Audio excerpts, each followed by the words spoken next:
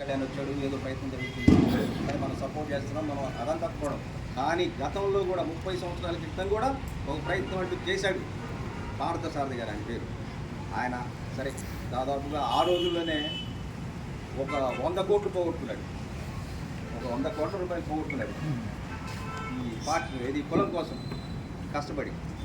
తర్వాత దాసనారాయణ గారు కూడా పార్టీ పెట్టాడు, ఆయన కూడా ఒక ప్రయత్నం చేశాడు, సరే ఆయన విఫలమయ్యాడు. కానీ చిరంజీవి వచ్చాడు, చిరంజీవి పార్టీ పెట్టాడు, సరే మనం అందరం సపోర్ట్ చేశాము, 18 సీట్లు గెలిచాడు. సరే ఎవరొకళ్ళు ఒక పునాది వేసుకుంటా వెళ్ళటంతోనే మనలో ఒక చైతన్యం వచ్చింది. సరే ఇక బీసీ రిజర్వేషన్లో వచ్చే ముద్రగడ పద్మనాభ గారు ఒక సైకిల్ ర్యాలీ రావటం, కాలక్రమేణా అందరికీ ఏకం చేయటం. కానీ వీటన్నిటికన్నా కూడా బాగా మనం గమనించాల్సింది ఏంటంటే గత ఏది నేను 10th క్లాస్ చదువుతున్నా అంటే నాకు ఇవాళ 62 సంవత్సరాలు.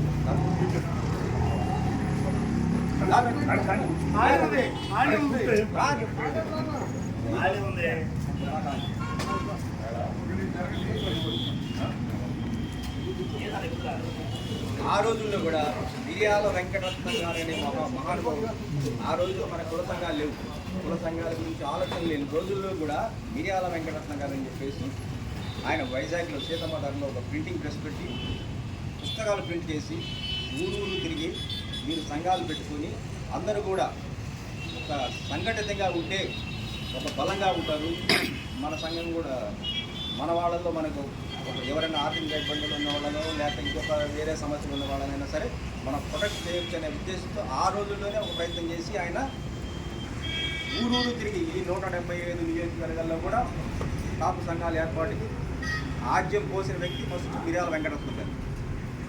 అలాగే తర్వాత సరే పిల్ల వెంకటేశ్వర గారు, తర్వాత ఇంకా చాలామంది వచ్చారు. ఈరోజు కూడా ఇంకా ఎవరి ప్రయత్నం వాళ్ళు చేస్తూ ఉంటారు. అందరూ అంటుంటారు ఇవన్నీ ఏదో నా 100 సంఘాలు ఉన్నాయి, 6 సంఘాలు ఉన్నాయి, 7 సంఘాలు ఉన్నాయి, ఎన్ని సంఘాలైనా ఉండొచ్చు. ఎన్ని సంఘాలైనా ఉద్దేశం ఒకటే, కాపులు రాజ్యాధికారానికి రావటం అనేది మన ముఖ్య ఉద్దేశం. అంత తప్ప ఎవరు సంఘమైనా సరే ఎవరైనా సరే మన ప్రయత్నం ఆఖరి లక్ష్యం కూడా అదే. దాన్ని దృష్టిలో పెట్టుకొని మనం అందరం కూడా ఖచ్చితంగా పనిచేయాల్సిన అవసరం కూడా ఉంది. అలాగే మరి కొంతమంది అడగచ్చు, మన వాళ్ళు నిలబడ్డ చోట ఏం చేస్తారండి? ఖచ్చితంగా మన 175 నియోజకవర్గాలలో మన వాళ్ళు ఎక్కడైతే నిలబడతారో ఏ పార్టీలకు సంబంధం అతీతంగా మనం సపోర్ట్ చేస్తాం, గెలిపించుకుంటాం. మీకు దానికి ఒక ఉదాహరణ కూడా చెప్తాం. మనం ఆంధ్ర విడిపోయిన తర్వాత, తెలంగాణ విడిపోయిన తర్వాత మనం ఎక్కడో అడుగునున్న వాళ్ళం ఒక్కసారిగా మంచి అవకాశాలు వచ్చినాయి. మొన్న 1974లో 14లో జరిగిన ఎన్నికల్లో కాపులకు 17 సీట్లు ఇచ్చారు.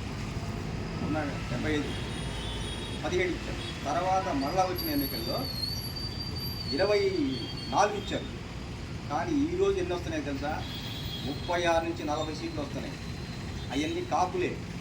అంటే గతానికి ఇప్పటికి మనం పోల్చుకుంటే ఈ 10 సంవత్సరాల్లో జరిగిన పరిణామాల్లో మనం ఫస్ట్ మనకు 17 వచ్చినాయి, 24 వచ్చినాయి, ఇప్పుడు 40 వస్తున్నాయి. అంటే ఈ 175 నియోజకవర్గాలలో 40 సీట్లకి మనం సిద్ధపడి ఉన్నాం, పోటీ చేస్తున్నాం. ఎమ్మెల్యేలుగా గెలుస్తాం, ఓడిపోయినా ఏదైనా 40 సీట్లు మనల్ని గుర్తించి ఇస్తున్నారు, ఏ పార్టీ అయినా కానీ. కాబట్టి ఈ పరిస్థితిలో 2029లో 175 నియోజకవర్గాల్లో మన అంటే ఎస్సీలు కూడా కొన్ని ఉంటాయి కాబట్టి అవి రిజర్వేషన్లు పోతాయి. ఖచ్చితంగా 60 నుంచి 70 సీట్లలో మన కాపులే ఉంటారు. ఇది ఒక్కటే మనం బాగా దృష్టిలో పెట్టుకొని ఇప్పుడు ఎవరైతే నిలబడ్డారో వాళ్ళందరినీ మనం గెలిపించుకుంటే ఖచ్చితంగా 29కి మళ్ళా మనం ఇంకా ఎక్కువ సీట్లు తీసుకోగలుగుతాం. దీన్ని దృష్టిలో పెట్టుకొని అందరూ కూడా ఎక్కడైతే మన వాళ్ళు పోటీ చేశారో వాళ్ళని ఖచ్చితంగా గెలిపించుకుందాం.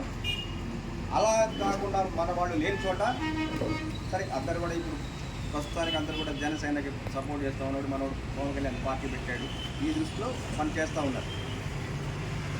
ఎక్కడైతే మన వాళ్ళు ఖచ్చితంగా పోటీ చేశారో వాళ్ళని గెలిపించుకునేంత వరకు కూడా ఎలక్షన్ అయిపోయేంత వరకు కూడా మనం అహర్నిశలు కృషి చేసి మన వాళ్ళని మనం గెలిపించుకోవాలని ఈ సందర్భంగా తెలియజేస్తూ ఉన్నాం.